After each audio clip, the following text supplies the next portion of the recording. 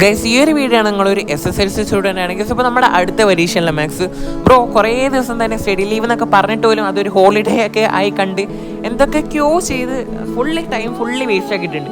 ആകെ 3 ദിവസമുള്ളൂ മാത്സിന്. എനിക്ക് ഇതുവരെ ഒരു A+ പോലും കിട്ടിയിട്ടില്ല. ഇനിയുള്ള 3 ദിവസം ബ്രോ എന്തായാലും A+ പോയി. ഗൈസ്, ഈ ഒരു മൈൻഡ് സെറ്റിലാണ് നിങ്ങൾ. എടാ, അപ്പോൾ ഈ ഒരു 3 ദിവസം തന്നെ നിങ്ങൾക്ക് ധാരാളമാണ്. ഈ ഒരു 3 ദിവസം ബ്രോ ശരിക്കും എന്തൊക്കെ ചെയ്താലാണ്, എങ്ങനെ ചെയ്താലാണ് മാത്സിന് A+ കിട്ടുന്നതാണ് ഇപ്പോൾ ഇന്നത്തെ ഒരു വീഡിയോ. അപ്പം നമുക്ക് എന്തായാലും വീഡിയോയിലോട്ട് പോയാലോടാ. ഗൈസ്, അപ്പോൾ ഫസ്റ്റ് ഓഫ് ഓൾ തന്നെ നേരം നിങ്ങളുടെ കയ്യിലാണെങ്കിൽ 3 ദിവസം ഉണ്ട്. എന്തൊക്കെയാണെങ്കിൽ വെള്ളി, ശനി, ഞായർ. അപ്പോൾ ഈ 3 ദിവസത്തിൽ ഫസ്റ്റത്തെ 2 ദിവസം വെള്ളിയും ശനിയും നിങ്ങൾ മാക്സിമം മാർക്കിന് വെയിറ്റേജ് കൊടുത്തിട്ടുള്ള പാഠം പഠിക്കുക.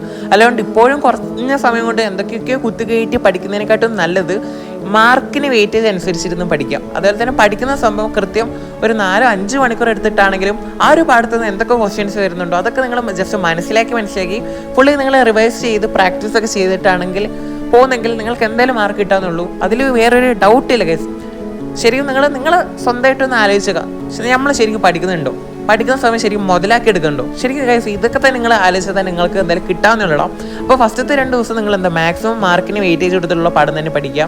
നിങ്ങൾക്ക് അരിത്മെറ്റിക് സീക്വൻസ്, സർക്കിൾസ്, ട്രിഗണോമെട്രി, കോർഡിനേറ്റ്സിലെ ടാൻജൻറ്റ് അങ്ങനെ ആകെ 6 പാഠം കണ്ടുള്ളൂ. 6 പാഠം 2 ദിവസം കൊണ്ട് എന്തായാലും സുഖമായിട്ട് പഠിക്കാൻ വേണ്ടി പറ്റും. ഒരു ദിവസം തന്നെ 24 മണിക്കൂറുണ്ട്.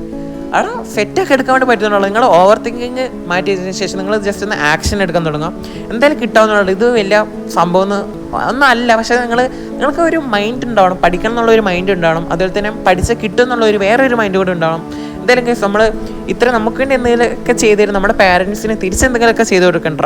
ഈ ഒരു ദിവസം കൂടെ ഉള്ളൂ നമ്മുടെ കയ്യിൽ. അപ്പം ലാസ്റ്റ് ആയിട്ട് ഒന്നുകൂടി പറയാം, നിങ്ങൾ പഠിക്കുന്നതിന് മുമ്പായിട്ട് ഒരു ചെറിയൊരു ടിപ്പാണ് കേട്ടോ.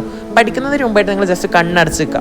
ഒരു 5 മിനിറ്റ് നിങ്ങൾ കണ്ണടച്ചിക്കുക. അതുപോലെ തന്നെ ടു ബി ഹോണസ്റ്റ്, പഠിച്ച് മടുത്തിട്ടുണ്ടെങ്കിൽ ഒരു മണിക്കൂറൊക്കെ കഴിഞ്ഞിട്ട് മടുത്തിട്ടുണ്ടെങ്കിൽ കണ്ണ് മുട്ടിക്കുക, അല്ലാണ്ട് ഫോൺ നോക്കരുത് കേട്ടോ. അപ്പോൾ എത്രയേ ഉള്ളൂ ഇന്നത്തെ ഒരു വീഡിയോ. അപ്പോൾ കാണാം.